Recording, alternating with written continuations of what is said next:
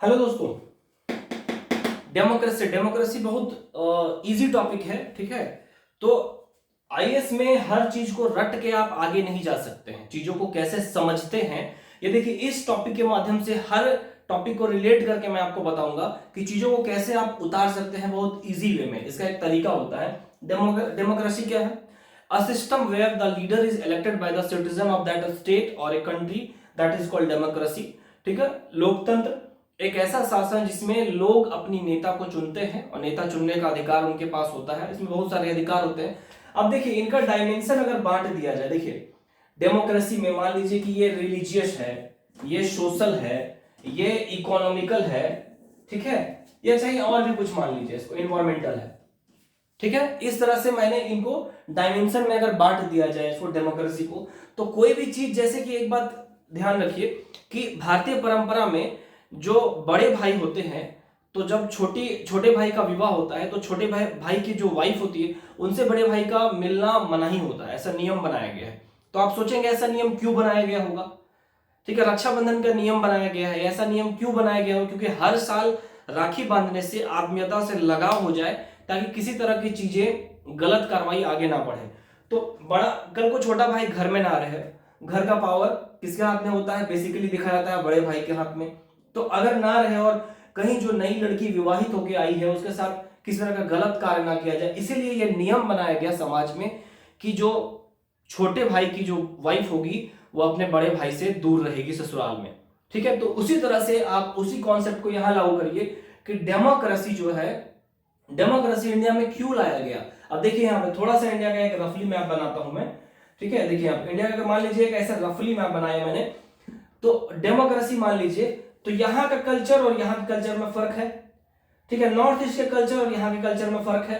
तो डेमोक्रेसी क्या देता है? इक्वालिटी भी प्रोवाइड करता है नेता चुनने का। तो ये जो साउथ वाले हैं अपना नेता चुन सकते हैं, ठीक है। ईस्ट वाले अपना नेता चुन सकते हैं, गुजरात वाले अपना नेता चुन सकते हैं, कश्मीर वाले अपना नेता चुन सकते हैं। तो उस क्षेत्र का नेता इस क्षेत्र को विकास करने में जितना अच्छा विकास कर सकता है उतना, जैसे कि कश्मीर में क्या विकास करना है, कल को अगर मैं लीडर बनूं तो कश्मीर का जो व्यक्ति होगा वो ज्यादा बेहतरीन जानता होगा। नॉर्थ ईस्ट में जो अभी काफी लड़ाई झगड़ा हुआ, कत्ले आम हुआ जो जनजातियों के बीच में, तो वहां का जो वो कुछ चीजें तो मुझे समझ में ही नहीं आ रही थी। तो आप कितना भी पढ़ लीजिएगा, लेकिन पढ़ने के बाद उनकी भावनाओं को समझ सकते हैं क्या? नहीं समझ सकते। जो उस कल्चर में पला बड़ा है, 30 साल 40 साल रह रहा है वो। अब जैसे कि वेजिटेरियन है, वेजिटेरियन लोग नॉन वेज नहीं खाते हैं, लेकिन जो नॉन वेज है बहुत चाव से खाते हैं। रोस्टेड चिकन हो गया, मटन हो गया, लॉलीपॉप हो गया, बहुत तरह की चीजें होती हैं। तो उसी तरह से जो वेजिटेरियन होते हैं स्वीट्स के बहुत सारे आइटम बना सकते हैं वो जो होते हैं। तो इसी तरह से तो देखिए कल्चर डाइवर्सिटी है, इसको लेके। अब दूसरा क्यों लाया गया होगा, वाई, कहीं भी अगर समझ में नहीं आ रहा है तो वाई। अगर कोई किसी ने आपको अब्यूज किया या किसी ने कुछ अपशब्द बोला तो पूछिए वाई। क्या वो मेंटली डिस्टर्ब है? क्या आपने कुछ गलती की? क्या उसका ऐसा आदत ही है? जब आप वाई लगाएंगे तो बेसिकली बहुत सारे क्वेश्चंस का आंसर आपको मिल जाएगा। तो इसी तरह से यहां पर है, कल्चर हो गया। अब रिलीजन, हिंदू मुस्लिम सिख ईसाई, ठीक है। तो कल को जाके क्या होगा कि हिंदू लीडर बन गया तो मुसलमानों को दिक्कत होगा, वो कहेंगे कि आप हमारा शोषण कर रहे हैं। सिख की संख्या माइनॉरिटीज में है, जैन बौद्ध बहुत कम है, ठीक है। तो कल को उनको जाके बोला जाएगा कि हमारा culture, way of living life अलग है, लिविंग स्टैंडर्ड अलग है, तो आप हम पे शासन किसी तरह का थोप दोगे। जैसे हिंदू जो कल्चर है हमारा, तो अगर आप थोपेंगे, समझ गए, तो हिंदू मुस्लिम सिख ईसाई इस तरह से बटा हुआ था, तो उसके लिए क्या इनको बराबरी दे सकता है? डेमोक्रेसी। समझ रहे? दो चीज हो गया, cultural diversity, religious, of casteism. आप जब ये बना डेमोक्रेसी, जब कॉन्स्टिट्यूशन 2 साल 11 महीने 18 दिन के बाद 1950 में लागू हुआ 26 जनवरी में, तो उस समय बहुत ज्यादा कास्टिज्म था, ठीक है। उस समय 1947 के आसपास की छोटी जातियां मंदिर में प्रवेश नहीं कर सकती हैं, तो मेरे सामने कैसे बैठ गए। अब तो लगभग ना के बराबर देखने के लिए मिलता है। कहीं कहीं न्यूज में आता है कि यूपी या बिहार या फिर और किसी स्टेट के बहुत डीपेस्ट विलेज है जो अंदर में है, आज भी वहां पर हम उनके सामने कोई बैठ जाता है तो ये खराब लगता है। देखिए जैसे क्या होता है ना, आप समझिए ये क्यों लागू होता है। जैसे कि अगर आप किसी घर में जन्म हुआ, आपको ये बता दिया कि डीएम पावरफुल है, पावरफुल है, पावरफुल, आपके दिमाग में बैठ जाएगा वो डीएम पावरफुल है, पावरफुल है, आईपीएस ऑफिसर पावरफुल है, पावरफुल है। कोई दूसरे जगह से आया, उसको बताया ही नहीं कि मान लीजिए एलियन आया, एलियन के सामने इंट्रोड्यूस कर रहा है, yes I am IPS officer of Ranchi, तो क्या एलियन उसको रिस्पॉन्स करेगा? नहीं करेगा।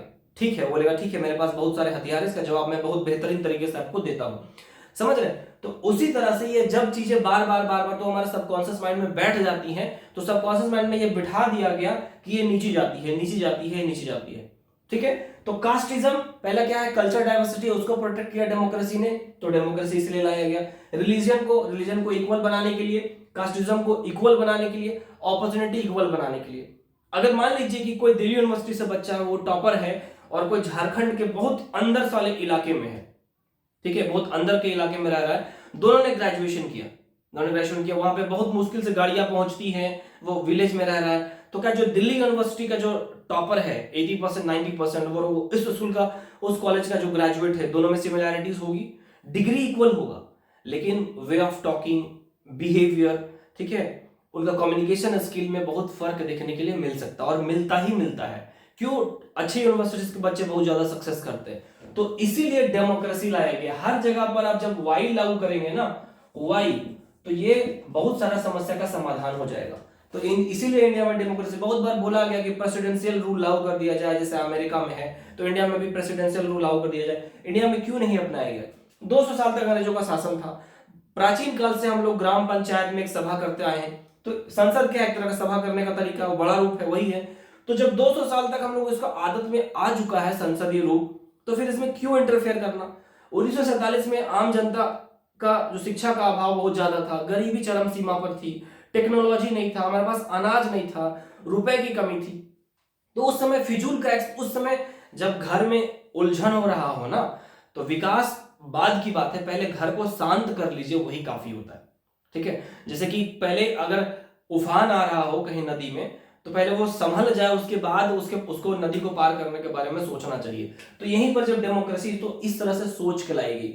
तो कोई भी टॉपिक अगर जब समझ में नहीं आ रहा, उसमें वाई लगाइए, 100% तो नहीं, लेकिन 90 to 95% आपको क्वेश्चन का आंसर मिल जाएगा। आपका एक्सीडेंट क्यों हुआ, जवाब मिल जाएगा। आपके पिताजी ने आपको क्यों डांटा, जवाब मिल जाएगा। आपका स्कोर क्यों कम हो रहा है, जवाब मिल जाएगा। आपका बैकग्राउंड वीक है, या आपने उतना दिया नहीं टाइम, ठीक है, जो उसका एग्जाम का डिमांड है उसके लिए आप फुलफिल नहीं कर पा रहे हो, तो ये इस तरह से।